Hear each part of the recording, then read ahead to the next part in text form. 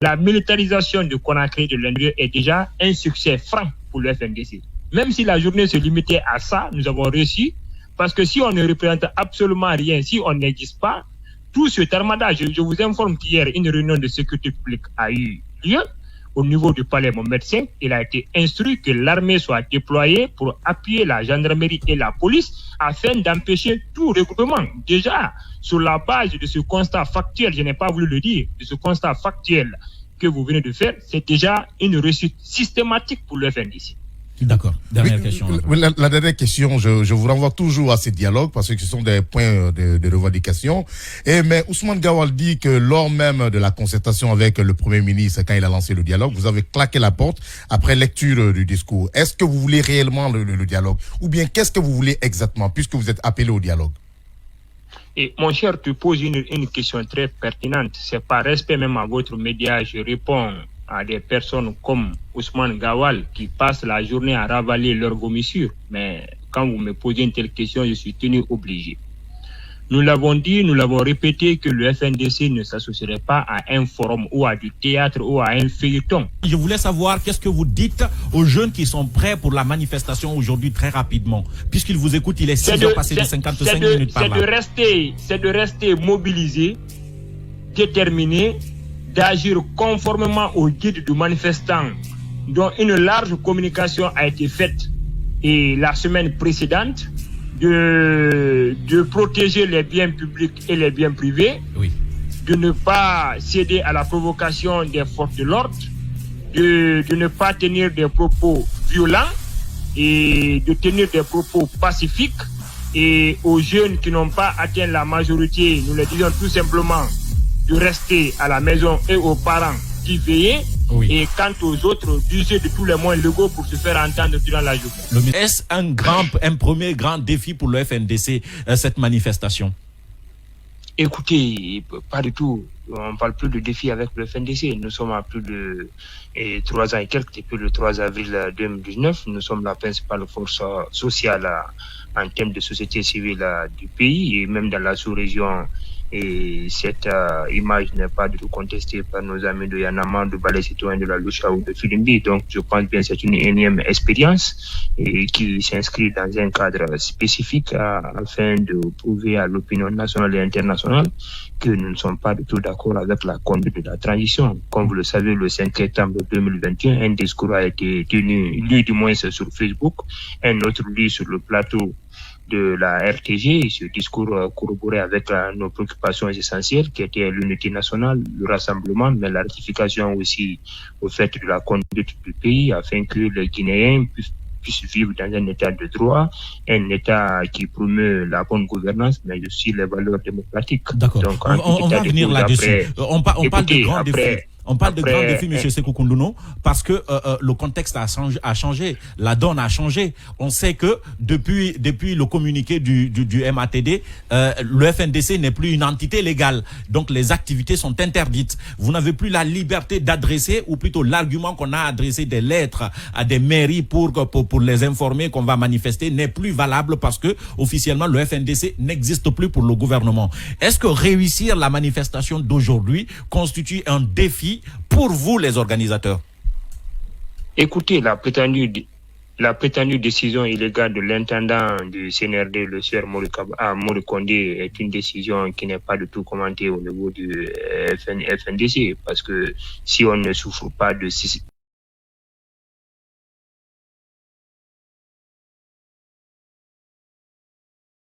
on ne peut pas dissoudre une organisation qui n'est ni régie par la loi L013 ni par la loi L014. Donc, en tout état de cause, c'est ceux qui croient dans leur entendement, dans leur conscience que le FNDC est dissous, nous leur laissons un peu l'opportunité de continuer à arriver dans l'illusion. Donc, je vous le dis, je le répète encore, c'est pas un défi, parce que le FNDC, on l'a si bien dit, a existé avant le CNRD, le FNDC va exister pendant le CNRD et le FNDC continue à exister après le CNRD. Donc, nous, à notre niveau, cela ne fait pas l'objet de quelconque polémique ou commentaire. Le plus important depuis 48 heures à notre niveau, c'est de travailler avec l'ensemble de nos structures à la base.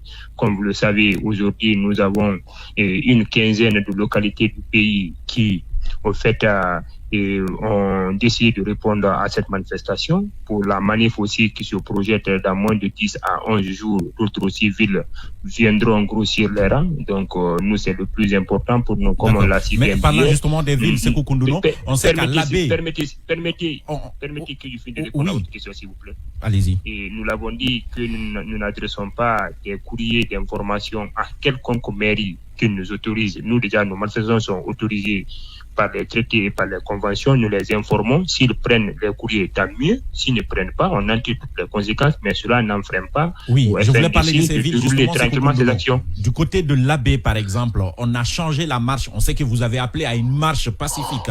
Mais du côté de l'Abbé, on a décidé de ne pas marcher, mais de manifester autrement. Le contexte ne s'y est pas justement. Est-ce que cela ne risque pas d'arriver? Est-ce qu'il peut y avoir un changement de stratégie dans le cas de Conakry?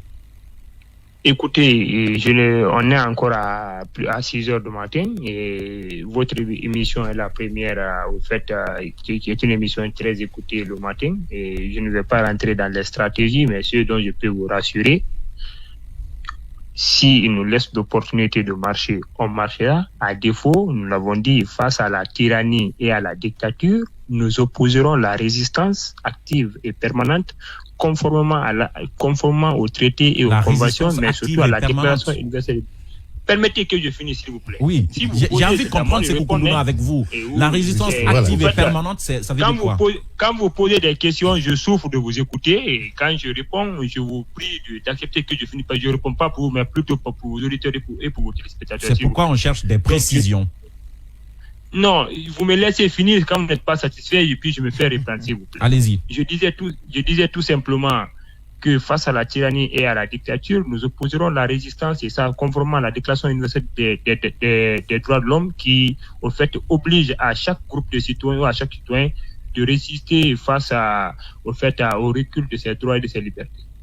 D'accord, allez-y. Alors, vous avez dit que même si c'est Joe Biden qui venait, il ne pourrait pas vous empêcher de marcher. Sauf que ce n'est pas Joe Biden, c'est Yahi Boni. Est-ce que vous ne pensez pas que ça fait la deuxième fois qu'il vient en Guinée, que ce serait l'occasion de lui montrer encore une fois une autre preuve de bonne foi du FNDC en surseillant à cette manifestation en attendant qu'il puisse rencontrer tous les acteurs?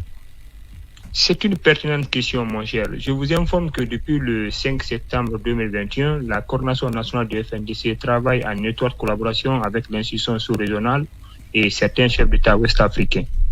Et il y a de cela quelques heures même, nous étions en contact avec l'institution sous-régionale. Je vous informe que le FNDC, sous la demande de l'institution sous-régionale, a été parvenu à reporter 2 de ces manifestations. La dernière, on l'avait reporté, on a eu un engagement de la CEDEAO que le médiateur devait venir cette semaine. Nous sommes à plus de 2 semaines aujourd'hui, nous n'avons pas vu le médiateur.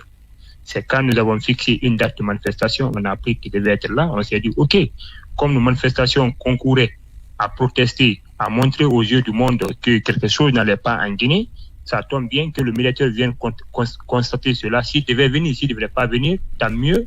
La CEDEAO à distance, à travers les réseaux sociaux, à travers les médias que vous êtes, constatera que en Guinée, le climat est délétère. En Guinée, la conduite de la transition n'est pas partagée par une certaine partie des entités politiques et sociales, voire même des citoyens pro-démocratie. Donc, en tout état de cause, nous estimons que ces 2 actions partent en parallèle et jusqu'à date, le coordinateur national, à travers des courriers depuis la maison centrale, continue à communier avec l'institution sous-régionale et c'est un chef d'État ouest-africain. Vous parlez de gestion unilatérale de transition, vous reprochez entre autres au CNRD de ne pas ouvrir un cadre permanent de dialogue. Sauf que les forces vives, par exemple, vous reprochent à peu près la même chose, de ne pas aller en rang serré avec elles et que vous n'en faisiez qu'à votre tête. Quel est le rapport que vous avez? Comment vous expliquez que vous excluez certains acteurs de votre lutte?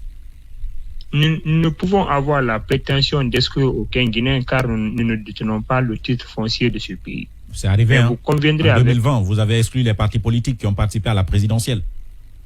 Écoutez, c'est pour un problème d'éthique, de morale. Et à ce niveau, pour ceux qui connaissent les jeunes qui animent le FNDC, nous sommes intraitables. Nous avons le lead de la lutte que nous menons. Tous les entités politiques, quel que soit leur rang, sont assujettis au respect de ces principes. et de ses valeurs. Je ne rentrerai pas trop dans cette question que toi, Ali, que tu maîtrises mieux que moi parce que tu as suivi la lutte dès son départ. Mais ce que je vais dire à mon cher, nous n'avons pas le titre foncier de cette lutte. Nous la menons au compte du peuple guinéen et nous estimons que tous les Guinéens ont leur place. Mais comme vous le savez, depuis le 3 avril, nous sommes dans cette lutte. Donc, nous estimons que nous avons des stratégies qui ont été payantes.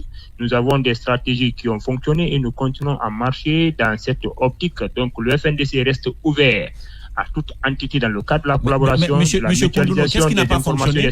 Qu'est-ce qui n'a pas fonctionné avec le Forum des Forces Vives? Parce qu'ils disent qu'ils vous ont soutenu l'autre jour, d'ailleurs, où votre coordinateur et le responsable Ibrahim Diallo ont été arrêtés. Ils vous ont soutenu. Après, ils ont voulu que vous ayez une réunion commune pour définir les stratégies, sauf que ils ne sont au courant d'absolument rien du tout. Hier, on recevait l'un des membres des Forces Vives qui nous disait cela et que vous n'en faisiez qu'à votre tête parce que vous ne voulez pas vous associer. En fait, vous faites exactement, c'est les termes qu'il a prononcés, vous comportez exactement envers les forces vives la façon dont le CNRD se comporte envers vous, c'est-à-dire partir en solo et croire que vous pouvez tout décider à la place de tout le monde et parce que vous avez une aura à l'international. Est-ce que c'est ce qui s'est passé? Si c'est pas le cas, qu'est-ce qui s'est passé? Qu'est-ce qui n'a pas fonctionné? Qu'est-ce qui vous empêche de vous mettre ensemble avec le Forum des forces vives pour en faire une entité unique au nom des Guinéens? Écoutez, je n'ai pas toutes ces informations, c'est vous qui m'apprenez et ce que je sais, on n'a pas reçu un appel dans ce sens de quelconque rencontre ou réunion et ce dont je peux vous rassurer, et le FNDC à sa tête le camarade Oumar Silla Lesfonkimangue, nous restons ouverts à toutes les collaborations, à tout échange d'informations ou de stratégies, mais qui cadre parfaitement avec nos valeurs et avec l'éthique qui a toujours guidé la lutte depuis le 3 avril 2019.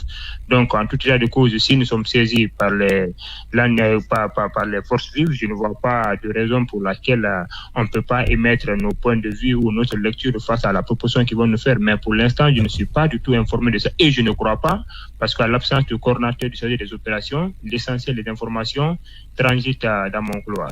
D'accord. Allez-y. Monsieur Koundouno, et de l'autre côté aussi, quel est le rapport entre les politiques qui se cachent derrière le FNDC? Quel est votre rapport aujourd'hui?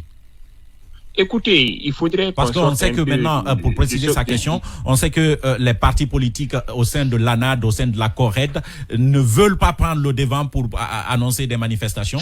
Sauf qu'à chaque fois que vous annoncez, ils vous viennent en soutien. Hier, on a interviewé Tiken dans cette émission. De son point de vue, tant que le FNDC s'associera avec les partis politiques, le FNDC sera toujours frappé avec le même bâton que les politiques aujourd'hui.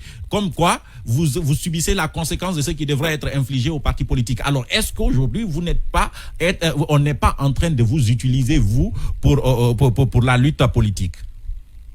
Écoutez, le grand frère Tiken, pour lequel j'ai beaucoup de respect, je parle de temps à autre avec lui, je pense bien soit qu'il est déconnecté ou il ne maîtrise pas très bien les réalités qui s'imposent à notre société commune.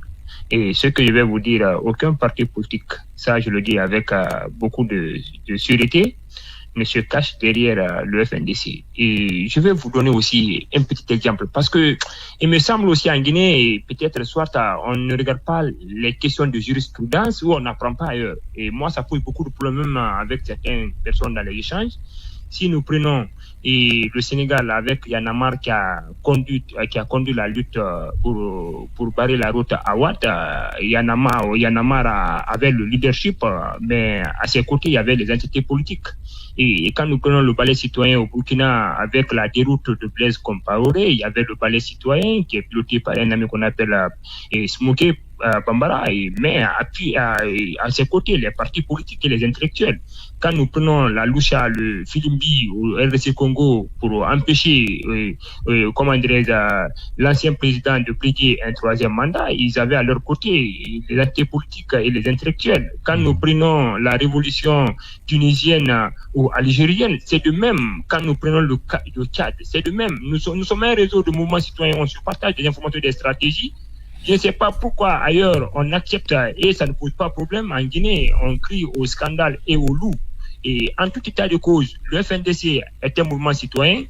Qu'on soit journaliste, qu'on soit parti politique, qu'on soit syndicat, qu'on soit handicapé, toute personne qui estime que les revendications que nous portions qu'il se retrouve est la bienvenue. Et par expérience aussi, je vous renvoie un peu à ces mouvements citoyens dont certains prennent comme des modèles, qui en font comme nous, mais qui ne posent pas du tout problème. Moi, c'est ça mon soutien avec certaines personnes aussi. Monsieur Koundouno, qu'est-ce que vous attendez à l'issue de cette journée de manifestation d'aujourd'hui? Et nous lançons au cours de cette journée un cri du cœur à l'encontre de la communauté à la fois nationale et internationale. Quand il est national, nous avons des sages, des religieux dans ce pays, et nous avons des autorités certes qui ne sont pas légales et légitimes, mais nous essayons de les montrer qu'ils ne peuvent pas conduire ce pays seul comme s'ils étaient issus des urnes. Comme j'aime souvent le dire, on ne peut pas permettre à un groupe de Guinéens que les PMAK, les lance-roquettes ou des pick-up remplacent un peu les isoloirs et les urnes. Donc, à la tête de la communauté internationale, c'est-à-dire que le discours qu'on les vend que tout va bien en Guinée et que les Guinéens sont d'accord avec la conduite de la transition, qu'il y a une partie importante des Guinéens qui ne sont pas du tout d'accord. Et ça, nous allons le répéter tant qu'on n'est pas entendu. D'accord. Moi, la présidente, oui, allez-y. Voilà, vous qui êtes chargé de la stratégie, qu'est-ce que vous pensez de la stratégie de l'AB, par exemple, qui a décidé une autre méthode de manifestation? De siffler, de taper les casseroles. Voilà, comme au Sénégal. Écoutez, avant-hier, j'ai eu une réunion avec tous les responsables d'antenne et comme depuis 3 avril 2019, il est permis et autorisé à toutes les antennes d'avoir leur autonomie en termes de stratégie, en termes organisationnels. Et donc, j'ai suivi ça hier et j'ai parlé avec le coordinateur. C'est une expérience que nous saluons, que nous encourageons. D'autres aussi vont certes déployer leur propre stratégie aujourd'hui qui corrobore avec les lois internes, mais aussi avec les traités et les conventions, dont nous continuons à encourager. Et comme vous l'avez si bien dit, des propositions ont été faites sur le Grand Conakry et certainement aujourd'hui les gens mettront certaines de ces propositions légales en exécution.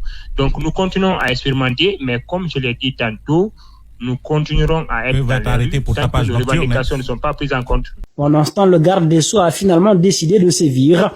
Alphonse Charles Reuil a pris un arrêté ce mardi 16 août 2022, suspendant le président de l'Association des magistrats de Guinée, Mohamed Diawara. La décision entre en vigueur avec effet immédiat, selon la note du ministre de la Justice.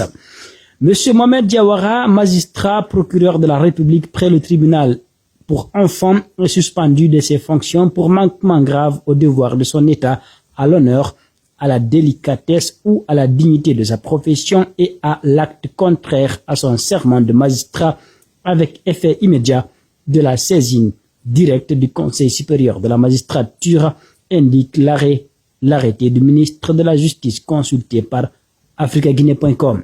M. Diawara, qui dirige l'Association des magistrats de Guinée, avait signé une déclaration le week-end dernier rappelant le garde des Sceaux à l'ordre.